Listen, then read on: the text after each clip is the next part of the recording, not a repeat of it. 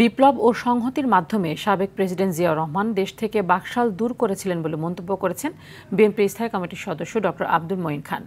সকালে নরসিংদীর পলাশে জাতীয় বিপ্লব ও সংহতি দিবস উপলক্ষে শোভাযাত্রায় তিনি এই মন্তব্য করেন। তিনি আরও বলেন, স্বাধীনতার পর শেখ মুজিবের চালু করা স্বৈরশাসন দূর করে দেশে বহুদলীয় গণতন্ত্র চালু করেন জিয়াউর রহমান।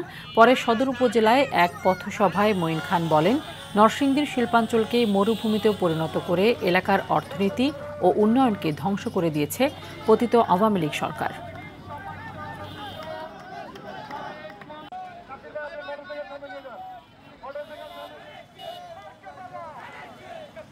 ফ্যাসিবাদ আওয়ামী লীগ একটি বাকশাল কায়েম করেছিল। বাকশালের অর্থ কি?